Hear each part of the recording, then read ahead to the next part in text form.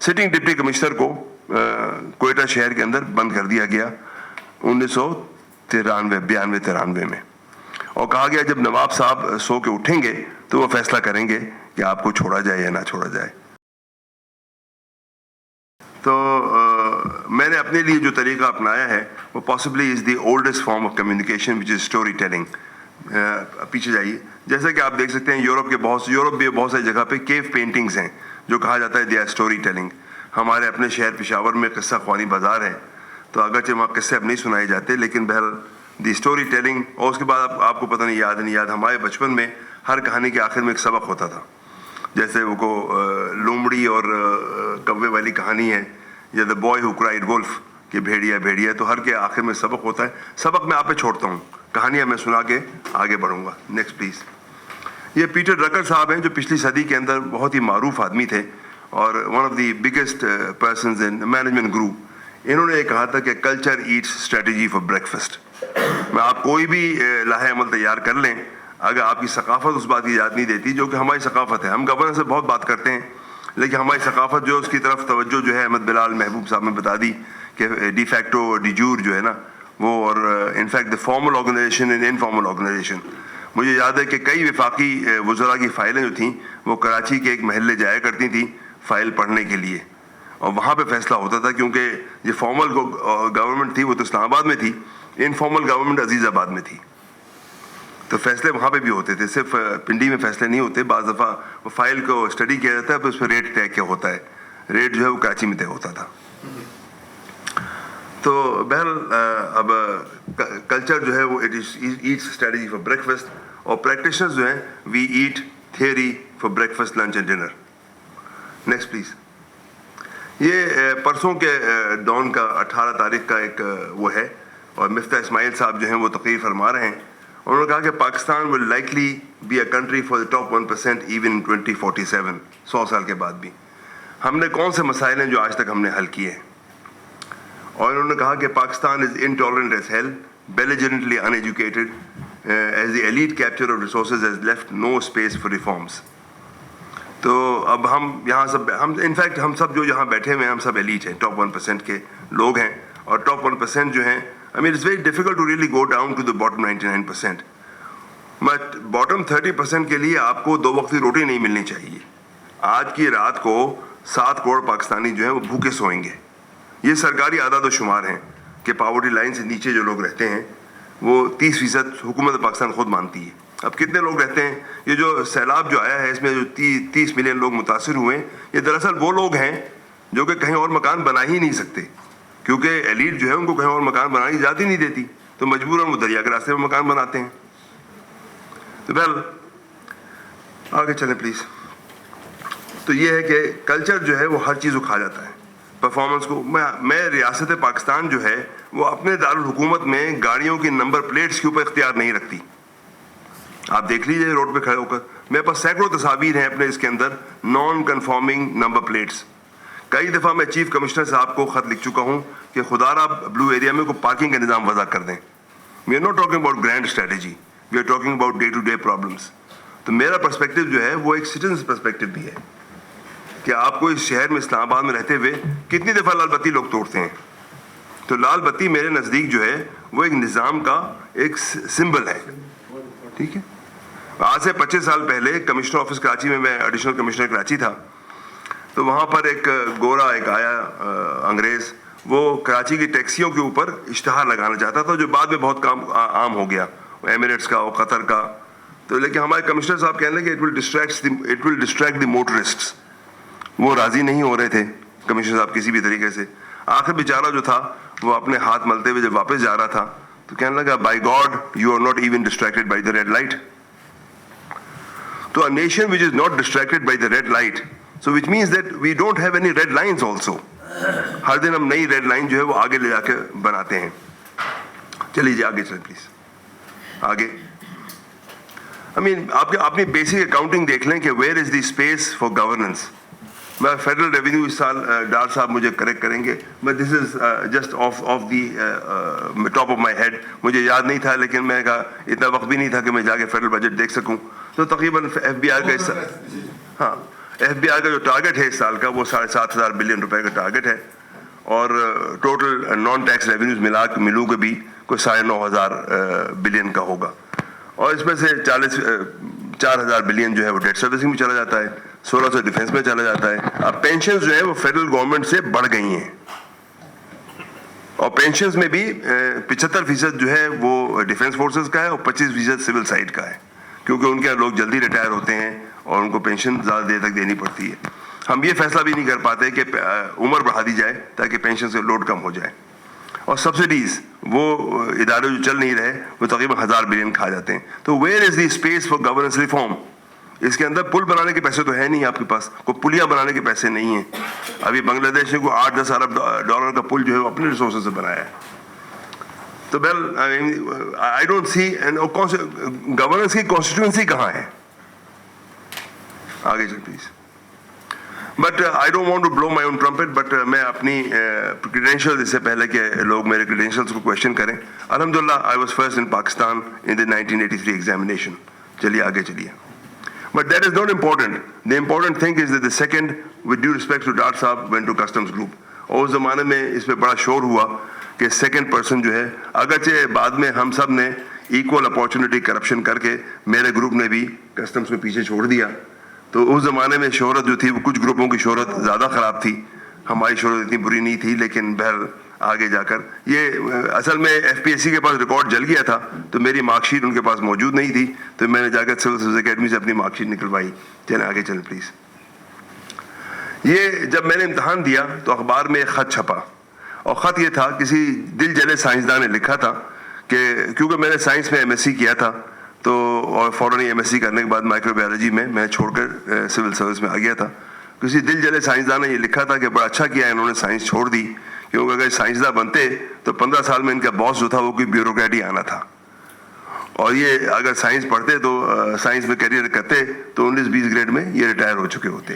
تو this is one of the lessons of our, کہ آج بھی جو لوگ امتحان دے رہے ہیں, جب 1921 میں یہ امتحان رائج ہوا تھا, میں باقاعدہ FPSC کے ایک ممبر کو فون کر کے پوچھا کہ how is the examination different from 1921. He says only in cosmetic terms. سو تو ہمارے جو جرنلسٹ کا غلبہ ہے آج بھی, اس کے بارے میں یہ this needs to be probed. ٹھیک ہے, چلیے آگے چلیے پلیز, آگے چلیں پلیز. یہ ہمارا پہلا دورہ ہے رحیم یار خان کا. بیچ میں چودھری ایوب صاحب ہیں جو ڈپٹی کمشنر ہیں, اور یہ فیلڈ ٹرپ جو لوگ سول سروس کے لوگ ہیں ان کو پتہ ہے کہ پہلے ہی فیلڈ ٹرپ ہوتی ہے. اس فیلڈ ٹرپ میں ہم نے میرے خیال سے ہر دن 2 کھانے کھائے ہوں گے, and all the food was sponsored. میں ٹائی لگائے ہوئے ادھر اس طرف ہوں, میں بغیر داڑھی کے. جی ہاں. تو یہ سارے کھانے جو تھے تحصیلدار صاحب نے اور دیگر عمرا اور رؤسا نے اس علاقے میں, جس ایلیٹ کیپچر کی ہم بات کر رہے تھے نا, تو یہ وہ ایلیٹ کیپچر ہے کہ ہمیں شروع میں بتا دیا گیا تھا کہ آپ کو ریسٹ ہاؤس میں پیسے نہیں دینے. تحصیلدار صاحب, تحصیلدار بھی ایک سمبل ہے, تحصیلدار اور پٹواری جو ہے نا وہ انتظام چلانے کا ایک نظام کا ایک سمبل ہے. ٹھیک ہے, تو آگے چلیے. لیکن حساب جو ہے نا, کھانے آپ مفت کھائیں لیکن حساب پورا دیجئے. یہ 4 روپے 20 پیسے کا TA کلیم ہے جو میں نے آنے کے بعد 1230 روپے جاری ہوئے تھے اور 1234 روپے 20 پیسے خرچ ہوئے تھے. تو کاغذ پورا رکھنا ضروری ہے, چوری چاہے جتنی کی جائے. میں 3 کوٹیشنیں اور 1 بل. اب تو PPRA کو ختم کر کے کچھ چند اداروں کو بغیر بڈ کے جو ہے نا وہ دینے کا رواج بھی ہو گیا ہے. اس کی وجہ یہ ہے کہ ہم وی آرگیوڈ اینڈلیسلی. کوئی آدمی کچھ کام کرنے کو تیار نہیں تھا کیونکہ وہ 3 کوٹیشنیں اور بل, اور وہ 3 کوٹیشنیں بھی لوئسٹ بڈ کو دینی ضروری ہیں. جب لوئسٹ بڈ والا جو ہے وہ تمام پیسے تمام لوگوں کو دے کے آگے نکلے گا تو پل کیسا بنے گا یہ آپ سوچ سکتے ہیں. اب تو بلکہ نظام بہتر ہو گیا ہے کہ FWO یا NLC کو آپ دے دیں ٹھیکہ, وہ اپنی کریم لینے کے بعد وہ کام انہیں سے کرائیں گے جو پہلے کرتے تھے.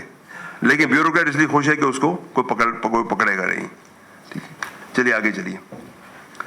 ہاں, فوراً ہی ہمیں اکیڈمی سے, اس زمانے میں 3 مہینے کی فوج کے ساتھ اٹیچمنٹ ہوتی تھی جو کم ہو کر اب 20 دن کی یا شاید 10 دن کی رہ گئی ہے.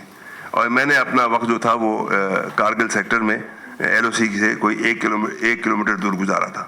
یہ نقشہ ہے وہاں کے. چلے آگے چلیں پلیز. یہ میں کھڑا ہوا ہوں 15,485 فٹ کے اوپر کونے پہ. آگے چلیے. یہ تصویر جو ہے دراصل یہ بھی سمبولک ہے. ہندوستانی فورسز جو ہیں وہ کوئی تقریباً 17,000 پہ ہیں, ہم 15,000 پہ ہیں.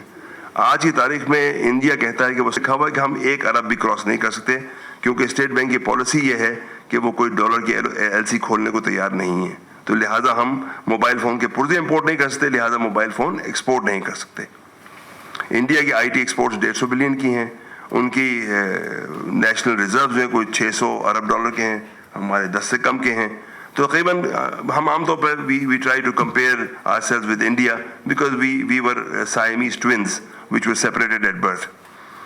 تو یہ بھی ایک سمبولک تصویر ہے کہ ہم آج جو ہیں وہ تقریباً ہر جگہ in terms of governance. Ahmad Bilal Mahboob صاحب نے بہت باتیں بتائیں. آگے چلیں پلیز.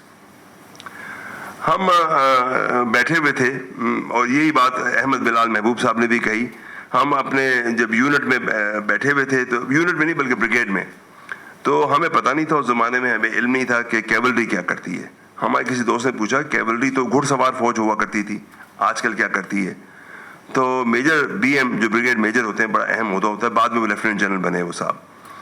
تو انہوں نے کہا, کیونکہ ضیاء الحق صاحب کی حکومت تھی اس زمانے میں, انہوں نے کہا ایک ٹینک کی تصویر کی طرف اشارہ کرتے ہوئے کہا we run these and we run the country. چلیے آگے چلیں پلیز. اور الحمد للہ پھر اب یہ نیشنل ڈیفینس کورس پہ I think I would not be able to share very much. I would leave the rest to because میں یہ 2 تصویریں میں دکھاؤں گا. یہ 2 تصویریں ہیں. میری پہلی ریگولر پوسٹنگ جو تھی وہ لسبیلا ضلع میں ہوئی تھی. یہ 5ویں پوسٹنگ تھی دراصل, کیونکہ اس سے پہلے کی 5 پوسٹنگیں میری کینسل ہو گئی تھیں. ایک ہفتے کے بعد کینسل ہو گئی تھی, ایک 5 دن کے بعد کینسل ہو گئی تھی, ایک 2-4 مہینے کے بعد ختم ہو گئی تھی. تو ہمارے ایک دوست ہیں جو نیب کے ڈپٹی چیئرمین بھی رہے بعد میں, حسین اصغر صاحب, وہ کہتے ہیں 17 گریڈ میں میری 30 پوسٹنگز ہوئی تھیں. میں جہاں جاتا تھا میں پسند نہیں آتا تھا لوگوں کو, کیونکہ تو اس لیے 3 سال کے اندر in spite of the Anita Turab case which came much later. لیکن بہرحال مکمل ضلع جو سب ڈویژن کا انتظام تھا, وہ یہ ٹرک جو پتھر لے کے جاتے تھے, ان سے 80 روپے فی ٹرک ہمیں ملا کرتا تھا ضلعی انتظامیہ کو, کیونکہ we had no physical space for any kind of work. کوئی پیسے نہیں آتے تھے, تقریباً 100% پیسے جو آتے تھے وہ تنخواہوں میں جاتے تھے. تو یہ ایک رسید ہے 1989 کی, جو کل کتنے ٹرک گزرے تھے اس پہ. اور یہ جو صاحب حساب رکھتے تھے یہ مقامی MPA کے کریانہ اسٹور جو تھا اس کے صاحب جو ٹرک گزرتے تھے, ہمیں یہ پیسے وصول ہوتے تھے. اس سے تحصیلدار صاحب جو تھے وہ انتظامیہ چلاتے تھے. آگے چلیں.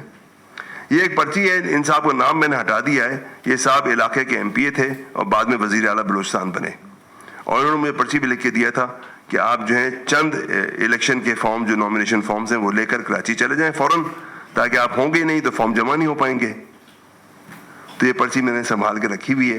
تو انہوں نے کہا تھا کہ آپ یہ پرچی لے کر, تو آج بھی الیکشن ایسے ہی ہوتا ہے کہ کوئی جو مقتدر قوتیں ہیں وہ کہتی ہیں کس کے آپ نے فارم وصول کرنے ہیں, فارم وصول نہیں کرنے. آگے چلیں پلیز. یہ بس اس تصویر میں ختم کروں گا.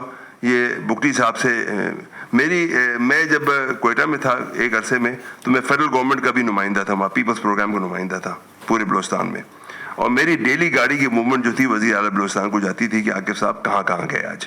اور یہ بات مجھے ڈپٹی سیکرٹری CM نے بتائی کہ آج آپ وہاں گئے ہوئے تھے, شام کو آپ وہاں پائے گئے تھے. تو میں کہا آپ آتی تھی. لیکن جو کہانی میں آخر سنانا چاہتا ہوں, غلطی سے ایک دن میں ڈپٹی کمشنر تھا اس زمانے میں, غلطی سے میرے ڈرائیور نے, کیونکہ ڈرائیور جو ہے وہ اپنے آپ کو ڈپٹی کمشنر سے بڑا ڈپٹی کمشنر سمجھتا ہے, اس نے بگٹی صاحب کی گلی کے اندر جو تھا گاڑی موڑ لی. جو لوگ کوئٹہ سے واقف ہیں اس زمانے میں مرحوم بگٹی صاحب کا لیاقت بازار کے اندر ایک گلی میں ایک قبضہ تھا جس کے اپنے چوکیدار تھے ان کے, جس سے کوئی بھی سرکاری گاڑی بما ہتھیار کے گزر نہیں سکتی تھی. غلطی سے ڈرائیور, ہمیں ایئرپورٹ جانا تھا, ہم جلدی میں تھے, ہمیں بند کر دیا گیا گلی کے اندر. سٹنگ ڈپٹی کمشنر کو کوئٹہ شہر کے اندر بند کر دیا گیا 1992 میں, اور کہا گیا جب نواب صاحب سو کے اٹھیں گے تو وہ فیصلہ کریں گے کہ آپ کو چھوڑا جائے یا نہ چھوڑا جائے. تو میرے پاس ٹکٹ تھا, ہم نے جا کے منتیں کی, میرے اسٹاف نے منتیں کی. انہوں نے کہا چلیں آج تو چھوڑ دیتے ہیں, آئندہ اس گلی میں نہ آئیے گا. اور یہ بات میں نے ایک وزیر اعلیٰ بلوچستان کے محفل میں کہی کہ آپ لوگ گڈ گورننس کی بات کرتے ہیں, آپ لوگ کنٹرول کی بات کرتے ہیں, تو آپ کا کنٹرول جو ہے وہ تو 2 گلیاں پیچھے بھی نہیں چلتا. بہت شکریہ, تھینک یو ویری مچ. بہت شکریہ.